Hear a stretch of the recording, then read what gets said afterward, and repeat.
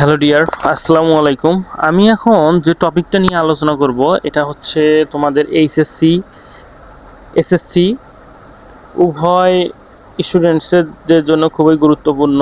এবং আমি এখানে যে নিয়মগুলো দিছি এই নিয়মগুলো যদি তোমরা আত্মস্থ করতে পারো, এখানে বেসিক্যালি টোটালি 15 থেকে 16টা নিয়ম আছে। এই 16টা নিয়ম যদি তোমরা আত্মস্থ করতে পারো তাহলে তোমাদের কমপ্লিটিং সেন্টেন্সের একটি মার্কও মিস যাবে না, একদম 100-এ 100 কমন পাবা তোমরা।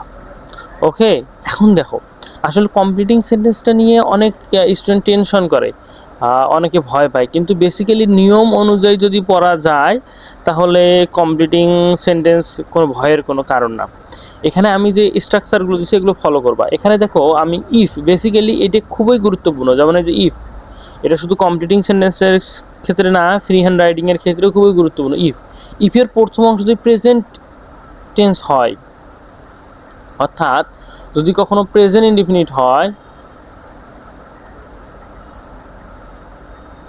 দেখো ইফের প্রথম অংশ যদি প্রেজেন্ট ইনডিফিনিট টেন্স হয়, দেখছো হয় যে ইফের প্রথম অংশ যদি প্রেজেন্ট ইনডিফিনিট টেন্স হয়, পরবর্তী অংশটা তোমার ফিউচার হবে। এখানে পরীক্ষা কিভাবে আসবে, হয়তো এই অংশটা দেওয়া থাকতে পারে, নতুবা এই অংশটা আগে দেওয়া থাকতে পারে। হয়তো যদি এই অংশটা আগে দেওয়া থাকে তখন কিন্তু তোমার এই অংশটা একটু গ্যাপ থাকবে, আর এই অংশটা থাকলে এই অংশটা কি থাকবে, একটু গ্যাপ থাকবে। ওকে, আচ্ছা, আমি তুমি এটাই দেখো, আমি কি বললাম, দেখো যদি লেখা ছোট, এই অংশটা যদি আগে দেওয়া থাকে তাহলে এই অংশটা মিসিং থাকবে, আর এই অংশটা থাকলে এই অংশটা মিসিং থাকবে। যাই হোক, এখন দেখো যদি প্রথম অংশ প্রেজেন্ট হয়, দেখো ইফ ইউ স্টাডি হার্ড, তাহলে প্রেজেন্ট না, তাহলে পরের অংশ আমার কি হবে, সাবজেক্ট হবে, ফিউচার ইনডিফিনিট টেন্স হবে। আমি ফিউচার না দিয়ে একবার স্ট্রাকচার দিয়ে দিচ্ছি, সাবজেক্ট, তারপর উইল, তারপর কি V1। ওকে, এখন এখানে আমি মিনিংটা দিচ্ছি, যদি তুমি কঠোর পরিশ্রম করো তাহলে পরীক্ষা পাস করবে। এখন তোমরা যে কোনো স্ট্রাকচারেই দেখো, এখন যদি বাংলা মিনিং সহকারে পড়ো তখন তোমাদেরও বুঝতে বোধগম্য হবে এবং পরীক্ষায় একটা ভালো একটা অ্যান্সার করে আসতে পারবা। ওকে, এই জন্য কমপ্লিটিং সেন্টেন্সের যতগুলো স্ট্রাকচার যেখানেই পড়ো না কেন, এখানে তোমাকে অবশ্যই বাংলা মিনিং সহকারে পড়বা। আচ্ছা, তারপরে দেখো যদি পাস্ট, এখানে পাস্ট সিম্পল বলতে কি আমরা পাস্ট ইনডিফিনিট বলি না, এটাকে অনেক সময় আমরা পাস্ট সিম্পলও কিন্তু বলি। হ্যাঁ, আর একটা নাম তোমরা জেনে নাও, এটা সবসময় পাস্ট সিম্পলও বলা যায়। এটা নিয়ে আবার অন্য কিছু হওয়ার দরকার নেই যে দেখবা যে স্যার আমরা গাইডে দেখলাম ইনডিফিনিট, প্রেজেন্ট সিম্পল, এটা নিয়ে কোনো সমস্যা নাই, দুটোর যে কোনো একটা লেখা যায়। এখন যদি প্রথম অংশ যদি কী থাকে, পাস্ট ইনডিফিনিট থাকে, তাহলে অথবা পাস্ট যদি সিম্পল থাকে তাহলে তুমি পরবর্তীতে সাবজেক্ট, তারপর অবশ্যই তোমাকে উড ব্যবহার করতে হবে এবং V1 থাকবে। যেমন আমি এখানে একটা দিচ্ছি, দেখি if I were a king, এখানে দিচ্ছি এটা অবশ্যই পাস্ট টেন্স না, I would help the poor, তার মানে আমি যদি রাজা হতাম তাহলে পরিষদের গরিবদের সাহায্য করতাম। ওকে, ও সরি, এখানে পোর, তাহলে এখানে if I were a king, তাহলে এই যে ওয়ার পাস্ট টেন্স না, তাহলে আই উড হেল্প দ্য কি, বলো দেখি, পোর। এই জিনিসটা মাথায় রাখবে। আমি এখানে কিন্তু দিতেই পারতাম অন্য কিছু, কিন্তু দিতে পারতাম যে অন্য যে উদাহরণগুলো আছে আমি দিতে পারতাম, বাট এই উদাহরণটা মোস্ট অফ দ্য ক্ষেত্রে আসে, পরীক্ষায় মাঝে মাঝে আসে। তারপরে দেখো এখানে আমি কি দিছি, ইফ প্লাস কি present perfect, would have plus V3 কিন্তু আমি দিচ্ছি। দেখো যদি কখনো পাস্ট পারফেক্ট থাকে, পাস্ট পারফেক্ট স্ট্রাকচার তোমাদের জানাই আছে, if plus subject plus had plus কি V3 না, এখানে যদি থাকে, তারপর আমাকে উড হ্যাভ প্লাস V3, এখানে উডের পরিবর্তে তোমরা অনেক সময় কিন্তু কুডও ব্যবহার করতে পারবা। তাহলে কি ব্যবহার করতে পারবা, অনেক সময় কুডও কিন্তু ব্যবহার করতে পারবা। ওকে, আচ্ছা, অনেক সময় উডের পরিবর্তে কুডও ব্যবহার করতে পারবো, কোনো সমস্যা হবে না। তাহলে এখানে যদি থাকে ইফ প্লাস সাবজেক্ট তারপর হ্যাড প্লাস V3, অর্থাৎ পাস্ট পারফেক্ট থাকে, তাহলে তোমরা উড হ্যাভ। এখানে অনেক সময় ইফের পরিবর্তে এখানে হ্যাডও থাকতে পারে, ইফের পরিবর্তে কি থাকতে পারে, এখানে হ্যাডও থাকতে পারে, শুধু হ্যাড থাকতে পারে, তখন তোমরা কি করবা, হ্যাড দিয়েই করবা। ওকে, আচ্ছা ঠিক আছে। তারপর ইফ প্লাস আনলেস, এখন ইফ অনেক সময় থাকতে পারে অথবা কি আনলেসও থাকতে পারে। আচ্ছা, ইফ মানে যদি না, আনলেসের মিনিংও একই, যদি না। এখন এখানে দেখো, এখানে কিন্তু টেন্সের আহামরি যে কোনো পরিবর্তন হবে সেটা কিন্তু না। আনলেসের এখানে যদি যে টেন্স থাকবে তুমি চাইলে এই পাশে একই টেন্স লিখতে পারো, মানে পরবর্তী যেটা আছে ওখানে একই টেন্স লিখতে পারো। যেমন এখানে কি আছে, আনলেস ইউ ওয়ার্ক হার্ড, যদি তুমি কঠোর পরিশ্রম না করো তাহলে সফল হবে না, ইউ ক্যান নট সাকসিড। এই বিষয়গুলো মাথায় রাখবা যে যদি তুমি কঠোর পরিশ্রম না করো তাহলে তুমি কি হবে না, তাহলে এখানে তুমি আনলেসের পরিবর্তে ইফ নটও কিন্তু ব্যবহার করতে পারো। এই যে আনলেসের কখনো নট, আর এখানে আমি কিন্তু একটা জিনিস মাথায় তোমাদের রাখতে বলছি, সেটা হচ্ছে ইফ যখন ব্যবহার করবা তখন এমনিতেই কিন্তু নেগেটিভ মিনিংটা আসবে, তোমার কিন্তু নট লেখার কোনো আলাদাভাবে নট লেখার কোনো প্রয়োজন নাই।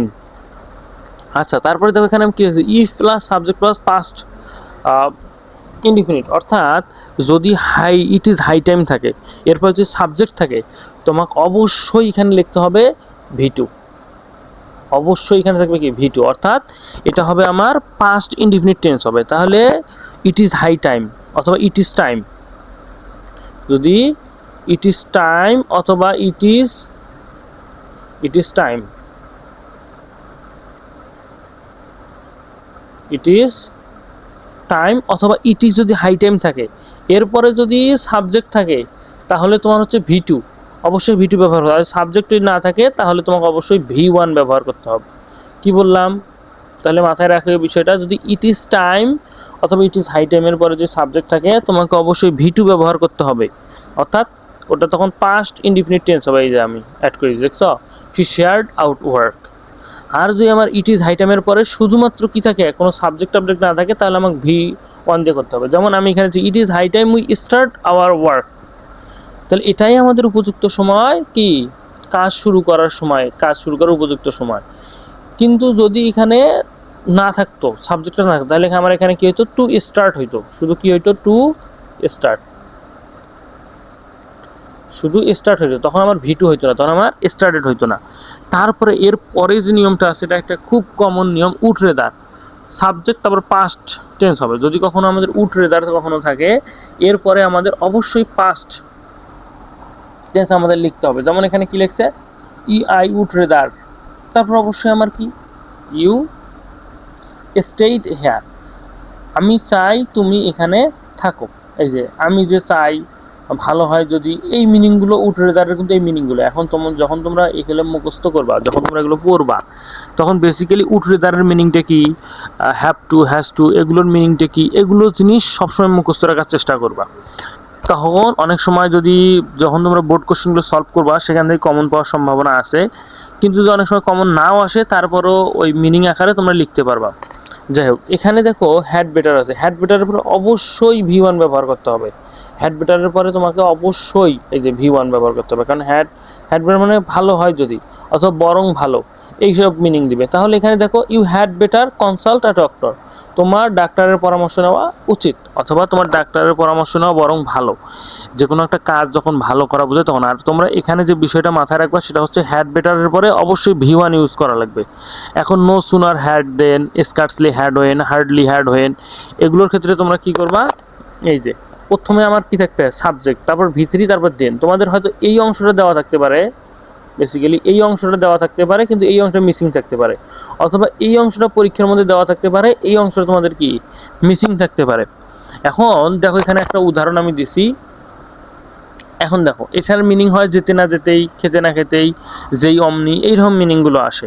যেমন এই যে no sooner had I reach the station then the train left, তাহলে এই যে নো সুনার হ্যাডের পরবর্তী অংশে এখানে V3 ব্যবহার করা লাগবে, আর এইখানে অবশ্যই পাস্ট টেন্স হবে, অর্থাৎ কি V2 ব্যবহার করা লাগবে। তাহলে যদি আমার কখনো দেন থাকে এবং তারপরে যদি V2 থাকে, তাহলে এই অংশ যদি আমার গ্যাপ থাকে, তখন অবশ্যই তোমাকে মনে করতে হবে যে আমাকে নো সুনার হ্যাড ব্যবহার করতে হবে। নো সুনার হ্যাড দিয়ে একটা সাবজেক্ট দিয়ে মিনিং দিতে হবে। আর যদি তুমি কখনো দেখো যে না, হোয়েন আছে, মিনিং একই হোয়েন, তখন তুমি হার্ডলি দিয়েও করতে পারো, স্কার্সলি দিয়েও করতে পারো, হার্ডলি দিয়েও কিন্তু করতে পারো। যেমন আমি এখানে একটা উদাহরণ দিচ্ছি, hardly had he entered the room, তারপর হোয়েনের পরবর্তী অংশটা তোমার কী হবে, যদি কখনো হোয়েন দেখো আর এখানে যদি পাস্ট ইনডিফিনিট থাকে, তাহলে তুমি সবসময় হার্ডলি দেওয়ার চেষ্টা করবে। যেই আমি এখানে মিনিং দিচ্ছি, সেই ঘরে প্রবেশ করা মাত্রই ফোন বেজে উঠলো, অর্থাৎ একটা কাজ শেষ হতে না হতেই যখন আর একটা কাজ হবে, তখন নো সুনার হ্যাড অথবা স্কার্সলি হোয়েন অথবা হার্ডলি হোয়েন, এগুলো আমাদের ব্যবহার করতে হবে। এখন তারপর দেখো লেস্ট, লেস্ট এখানে কি, লেস্টের যে বিষয়টা হচ্ছে, এটা হচ্ছে লেস্ট মানে পাশে, অথবা পাশে ভয় হয় যেন, এইসব মিনিং সবসময় আসবে। যেমন একটা কাজ না করলে কি হতে পারে, এই বিষয়টা কিন্তু লেস্টে বুঝাবে। যেমন এখানে আমি কি দিয়েছি যে দেখো walk carefully lest you should fail, মানে সাবধানে হাঁটো, পাশে কি পড়ে যাবে। তাহলে আমি যদি সাবধানে না হাঁটি তাহলে অবশ্যই আমার পড়ে যাওয়ার সম্ভাবনা আছে। Read your book lest you should fail in the exam. তার মানে ভালো করে পড়ো, না হলে কি হবে পরীক্ষায় ফেল করতে পারো। এখন যদি অনেক সময় আছে যে হি রানস ফাস্ট, সে দ্রুত দৌড়ায়, lest he should miss the কি বলতে কি ট্রেন, এইরকম মিনিংগুলো আসবে। একটা যদি সে যদি দ্রুত না দৌড়ায় তাহলে সে অবশ্যই তো ট্রেনটা মিস করবে। এইরকম এই সেন্টেন্সগুলো দিয়ে তোমরা আরও নিজে নিজে সেন্টেন্স বানাতে ট্রাই করবা, তখনই তোমরা কমপ্লিটিং সেন্টেন্সগুলো পাবা। এখন সিন্সের অনেকগুলো মিনিং আছে, কারণ যেহেতু এগুলো মিনিং আছে। সিন্স এই সিন্স জাতীয় যে শব্দগুলো আছে এগুলো কিন্তু খুবই ভেজাল টাইপের, তারপরেও মনে রাখবা। তবে সিন্সের এ পাশে যে টেন্স হবে এখানেও সেম টেন্স লিখলেও কোনো সমস্যা নাই। এখানে যদি প্রেজেন্ট ইনডিফিনিট থাকে এখানেও প্রেজেন্ট ইনডিফিনিট লিখতে পারো, এখানে প্রেজেন্ট পারফেক্ট থাকলে এখানেও কি প্রেজেন্ট পারফেক্ট লিখতে পারো, কোনো সমস্যা নেই। এখন তারপরেও দিছে এখানে যদি পাস্ট টেন্স থাকে এখানে কি প্রেজেন্ট পারফেক্ট টেন্স তুমি লিখতে পারো। ওকে, তাহলে অ্যাজ ইফের যে মিনিংটা আছে দেখো, অ্যাজ ইফের এই বিষয়টা মনে রাখবা যে অ্যাজ ইফের প্রথম অংশ যদি পাস্ট টেন্স হয়, প্রেজেন্ট টেন্স হয়, পরের অংশ কী হবে পাস্ট টেন্স অবশ্যই হবে। এই টপিকটা মাথায় রাখবা, অবশ্যই মাথায় রাখবা। এটা কিন্তু পরীক্ষায় প্রায় আসে, সো এটা মাথায় রাখবা যে প্রথম অংশ যদি পাস্ট টেন্স প্রেজেন্টে হয় তাহলে পরবর্তী অংশ কী হবে পাস্ট টেন্স, আর প্রথম অংশ যদি পাস্ট ইনডিফিনিট হয় তাহলে পরের অংশ হবে পাস্ট পারফেক্ট। তাহলে আমি কী বললাম এখানে দেখো পাস্ট পারফেক্ট, এই দেখো পাস্ট সিম্পল, অর্থাৎ প্রথম অংশ যদি পাস্ট টেন্স হয় পরবর্তী অংশ কী হবে পাস্ট পারফেক্ট টেন্স হবে।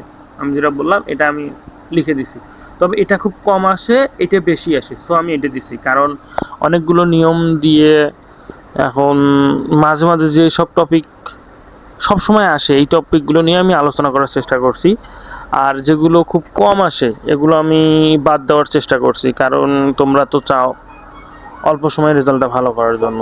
তাহলে এখানে দো অল দো যদি থাকে, দো he is poor yet he is honest, তাহলে দো অল দো যদি কখনো থাকে তাহলে অবশ্যই তোমাদের কি করতে হবে এখানে বিপরীত বুঝাবে। যেমন দো হি ইজ পোর, যদিও সে কি বলতে গরিব, হি ইজ কি অনেস্ট। এখন তুমি এখানে ইয়েট দিলেও দিতে পারো, না দিলেও নাই, এটা যাই হোক আমি অতিরিক্ত দিয়ে দিছি। এখন দো হি ইজ পোর, এখন হি ইজ অনেস্ট। এখন অনেক সময় আসতে পারে যে দো he reads his book he fail in the exam, তাহলে যদিও সে ভালো করে পড়ছে তারপরও কী করছে পরীক্ষায় ফেল করছে। আচ্ছা, হোয়েন হি আফটার, এগুলোর ক্ষেত্রে যে নিয়মগুলো দেখবা এগুলোর মিনিং প্রায় সেম মিনিং। এখানেও যে টেন্স লিখছো এখানেও লিখলে কোনো সমস্যা নাই।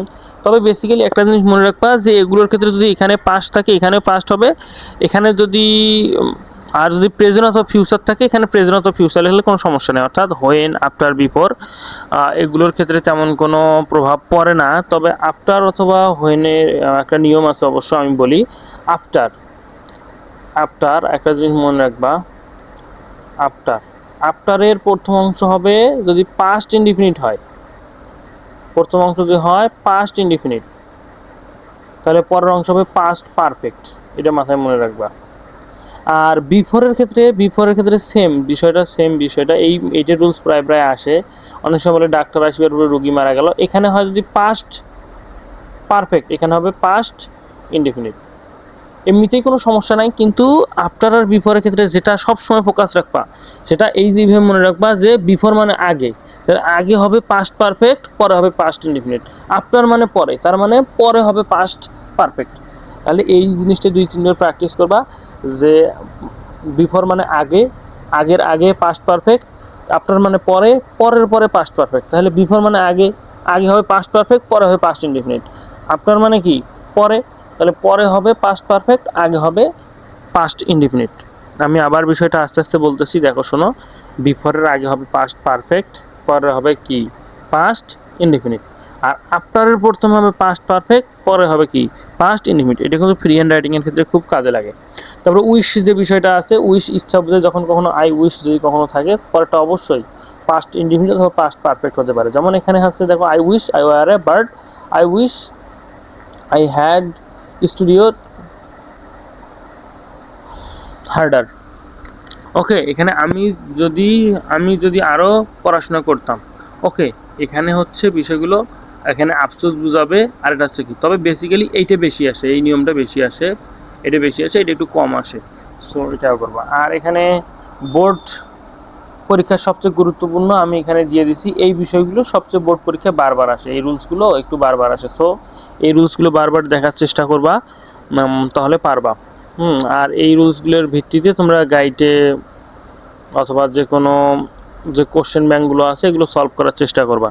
আর কোনো সমস্যা হলে আমাকে অবশ্যই কমেন্টে জানাইও। আর এরপরে আমি তোমাদের একটা পিডিএফ দেবো, অর্থাৎ হচ্ছে কিছু কিছু অংশ আছে যে আমাদের প্রবাদ বাক্য আছে, এই প্রবাদ বাক্যগুলো প্রচুর পরিমাণে আসে, একটা থাকবেই, প্রবাদ বাক্য একটা থাকবেই, এটা কোনো মিস নাই, সেটা এসএসসি হোক বা এসএসসি হোক। সো আমি এটা তোমাদের আর কি পিডিএফ আকারে কমেন্টে দিয়ে রাখবো, তোমরা এটা ডাউনলোড করে নিও। ঠিক আছে, ধন্যবাদ, আসসালামু আলাইকুম।